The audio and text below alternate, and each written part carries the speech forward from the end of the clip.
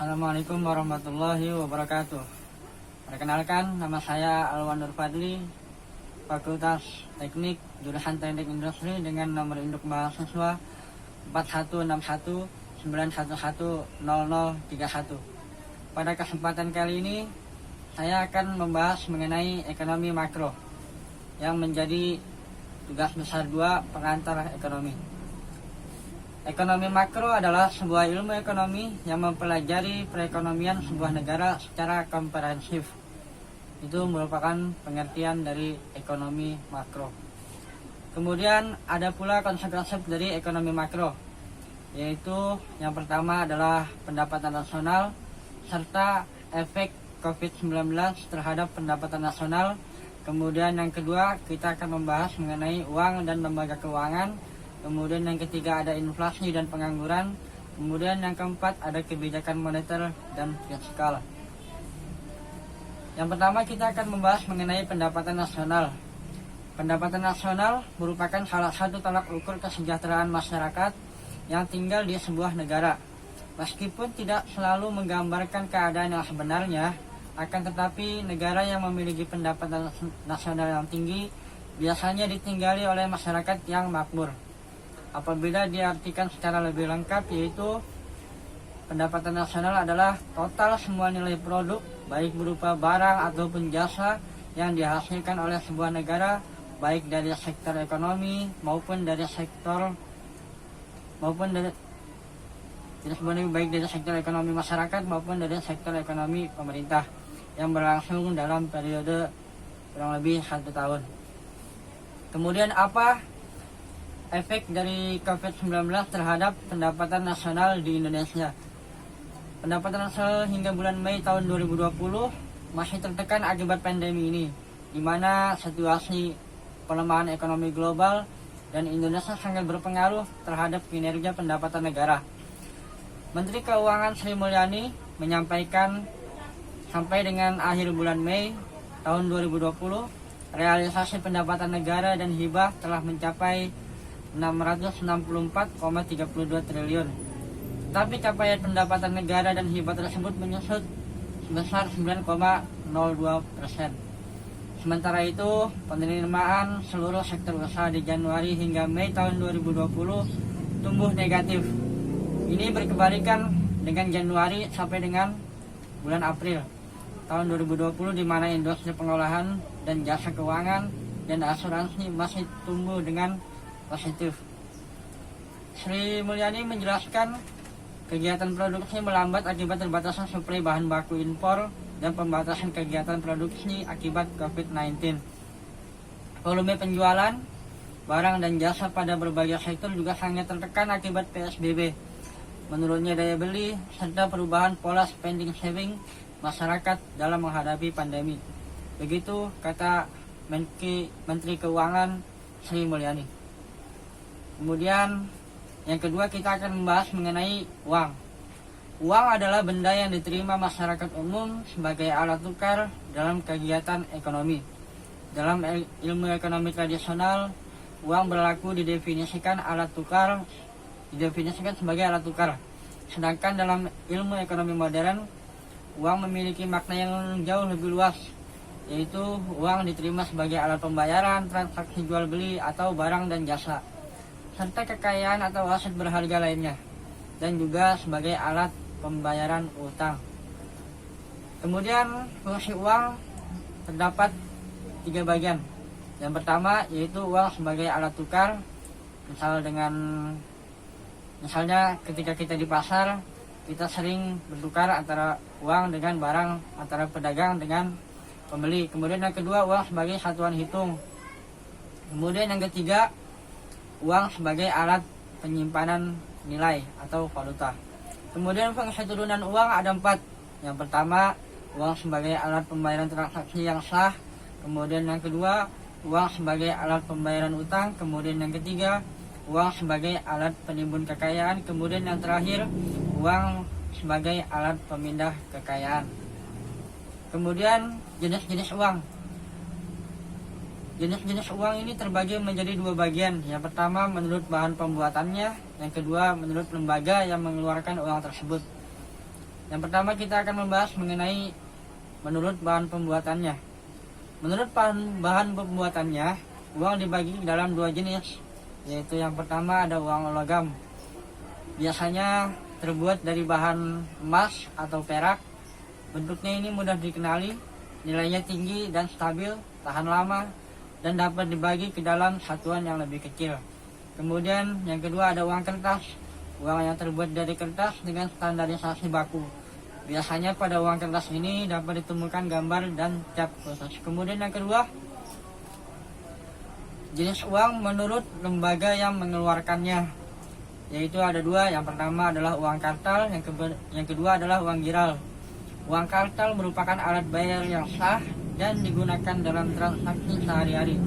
Kemudian ada uang giral, yaitu uang yang berupa simpanan atau deposito yang dapat ditarik sesuai kebutuhan misalnya. Kemudian kita akan membahas mengenai lembaga keuangan. Lembaga keuangan adalah lembaga yang memberikan fasilitas dan produk di bidang keuangan serta memutar arus uang dalam perekonomian. Umumnya kegiatan operasional dari sebuah lembaga keuangan meliputi proses pengumpulan dana dari masyarakat dan menyalurkan dana kepada masyarakat yang membutuhkan. Namun pada prakteknya beberapa lembaga hanya menjalankan salah satu dari kegiatan operasional tersebut.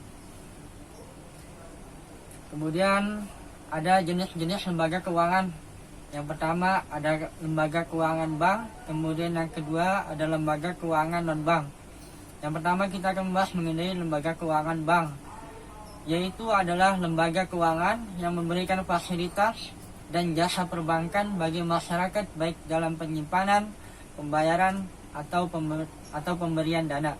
Kemudian yang kedua ada lembaga keuangan non-bank, yaitu lembaga keuangan bukan bank atau LKBB, yaitu lembaga keuangan yang melakukan proses penghimpunan dana dengan cara mengeluarkan surat-surat berharga. Kemudian fungsi lembaga keuangan yang pertama yaitu melancarkan pertukaran produk, barang ataupun jasa dengan menggunakan uang dan instrumen kredit. Kemudian yang kedua ada menghimpun dana dari masyarakat dalam bentuk simpanan dan menyalurkan ke masyarakat dalam bentuk pinjaman. Kemudian yang ketiga yaitu memberikan jaminan hukum dan moral mengenai keamanan dana masyarakat yang dipercayakan kepada lembaga keuangan tersebut. Kemudian yang keempat yaitu menciptakan dan memberikan likuiditas. Kemudian yang terakhir, lembaga keuangan mampu memberikan keyakinan kepada nasabahnya bahwa dana yang disimpan akan dikembalikan pada waktu jatuh tempo. Kemudian kita akan membahas mengenai inflasi. Inflasi adalah suatu keadaan perekonomian di suatu negara di mana terjadi kecenderungan kenaikan harga-harga barang dan jasa secara umum dalam waktu yang panjang atau kontinu, disebabkan karena tidak seimbangannya arus uang dan barang. Penyebab inflasi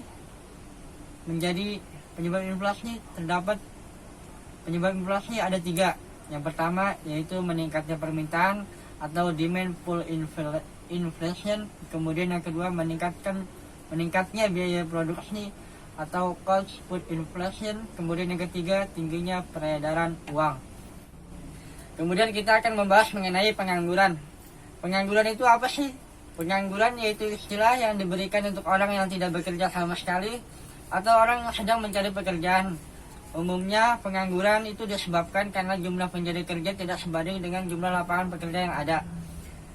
Sejak lama pengangguran sudah menjadi masalah bagi perekonomian negara termasuk di Indonesia. Sebab karena adanya pengangguran, produktivitas dan pendapatan masyarakat berkurang. Akibatnya timbullah kemiskinan dan masalah sosial lainnya. Kemudian yang pertama penyebab terjadinya pengangguran. Yang pertama yaitu besarnya angkatan kerja tidak seimbang dengan kesempatan kerja. Misalnya ketika seseorang telah lulus sekolah, akan tetapi sangat disayangkan kurangnya kesempatan kerja bagi para murid-murid yang telah lulus sekolah. Kemudian yang kedua rendahnya keterampilan dan tingkat pendidikan. Kemudian yang ketiga adanya kemajuan teknologi. Ini misalnya suatu industri telah mengganti peran manusia menjadi digantikan oleh robot. Kemudian yang keempat ada resesi ekonomi. Kemudian yang kelima, pemanfaatan tenaga kerja antar daerah tidak seimbang. Kemudian yang keenam, kebijakan pemerintah menghentikan pengiriman TKI ke luar negeri. Lantas bagaimana cara mengatasi pengangguran? Yang pertama, perluasan kesempatan kerja, penggalakan program padat karya, mengurangi urbanisasi guna mencegah pengangguran di kota besar. Kemudian yang kedua, kita bisa menggunakan teknologi yang sifatnya padat karya, yaitu kita bisa menggunakan robot, namun robot itu dapat kita kontrol oleh manusia. Kemudian yang ketiga, yaitu memperbaiki mutu pendidikan, menciptakan keseimbangan antara dunia kerja dan dunia pendidikan. Jadi para murid yang telah lulus sekolah tidak hanya sekedar lulus saja, tapi bisa memperkaya diri dengan pelatihan-pelatihan ataupun lainnya. Kemudian yang keempat, pengendalian laju pertumbuhan penduduk melalui program keluarga berencana atau KB. Kemudian yang kelima, penyediaan informasi tentang kebutuhan tenaga kerja melalui kerjasama dengan perusahaan atau kampus-kampus baik itu swasta ataupun negeri. Kemudian yang selanjutnya yaitu kita akan membahas mengenai kebijakan moneter dan fiskal.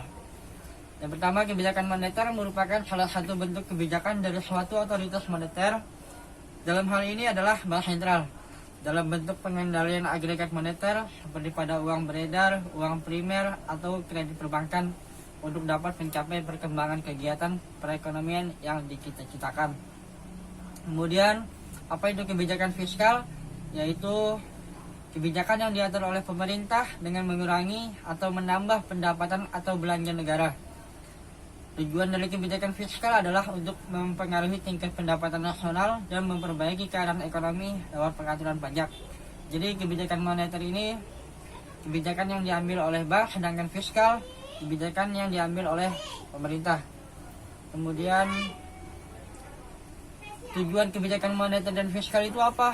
Yang pertama, tujuan kebijakan moneter ini tidak statis, namun bersifat dinamis karena selalu disesuaikan dengan kebutuhan perekonomian suatu negara.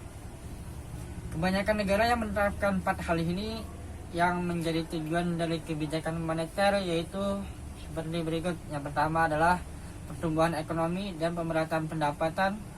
Yang kedua adalah kestabilan harga. Yang ketiga adalah keseimbangan neraca pembayaran. Kemudian yang keempat, kesempatan kerja. Kemudian tujuan kebijakan fiskal yaitu untuk memengaruhi kejalannya perekonomian dengan berbagai sasaran berikut ini. Yang pertama, bertujuan untuk meningkatkan pertumbuhan ekonomi secara maksimal karena berpengaruh besar dengan pemasukan atau pendapatan negara, meliputi biaya dan cukai, pajak bumi dan bangunan, pajak penghasilan, devisa negara, impor, pariwisata, dan lain sebagainya. Kemudian yang kedua, memperluas lapangan kerja dan mengurangi pengangguran. Seperti yang kita ketahui, pengangguran merupakan salah satu masalah yang menjadi momok dari suatu negara. Di Indonesia, tingkat pengangguran sudah berkurang sebanyak 140.000 jiwa. Kemudian contoh kebijakan moneter yaitu di mana ketika kondisi tingkat kegiatan atau tindakan ekonomi suatu negara masih berada di harapan atau belum sesuai dengan target. Dengan kondisi ini, biasanya negara akan menurunkan suku bunga sehingga warga akan mulai dan semakin banyak yang meminjam ke bank.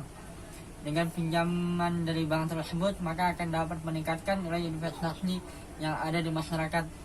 Kebijakan moneter ini pernah terjadi pada tahun 98 dan lainnya. Kemudian contoh kebijakan fiskal itu apa? Yang pertama, menaikkan jumlah pajak dan jenis pajak. Kemudian yang kedua, mewajibkan kepemilikan NPWP. Kemudian yang ketiga, melakukan penghematan pengeluaran negara. Kemudian yang keempat, melakukan pinjaman negara, misalnya dengan mengeluarkan obligasi pemerintah. Kebijakan fiskal terjadi pada saat ini di era pemerintahan Presiden Joko Widodo. Demikian presentasi yang dapat saya sampaikan. Kurang lebihnya mohon maaf. Wassalamualaikum warahmatullahi wabarakatuh.